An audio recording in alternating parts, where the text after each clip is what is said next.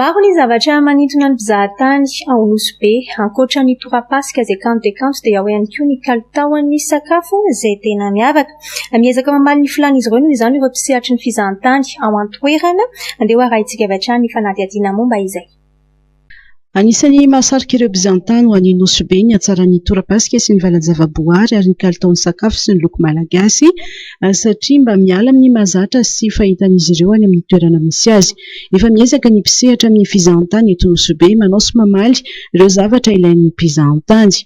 Zay zo zegny fagnamezana sakafo client ke tsisy zavatra nindesigny boaka tagny mpihita an-dranomasina zavatra mezana client zo zavatra vita amintsika eto ke hitantsika jiaby maro toy ravoravo ke ravoravo zay tonga avany touriste safia ela loatra nampijaly zay de ravoravo zay ara mangataka ho avy bebe kokoa ro touriste avy eto aminay ke zay voagny zegny agnano asanay magnarapetry zay mety atao mikasika ro touriste ty fô touriste misy transit des ans et demi tsika tsy misy touriste teto zegny efa trafitra teko ambela amintsika jiaby ke mangataka namagna jiaby koa zegny mba agnisany ravoravo koa zegny karaha zay zo io arakaraha ro client ndesintsika koa.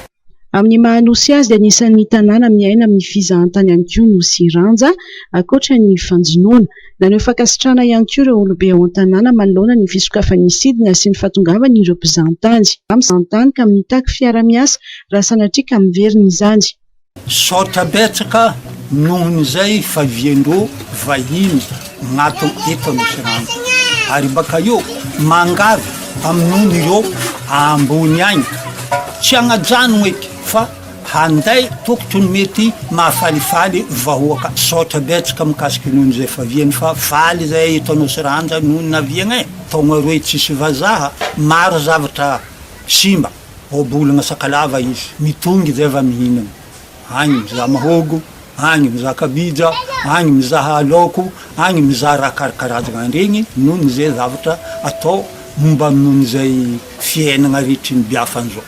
Araka ny lamina izay napetraky ny fitondram-panjakana amin'ny alalan'ny ministeran'ny fizahatany sy ny ministeran'ny fitanterana dia hisy sidina avy atsila réunion andrasana ao Nosy Be amin'ny Romé ho avy izao.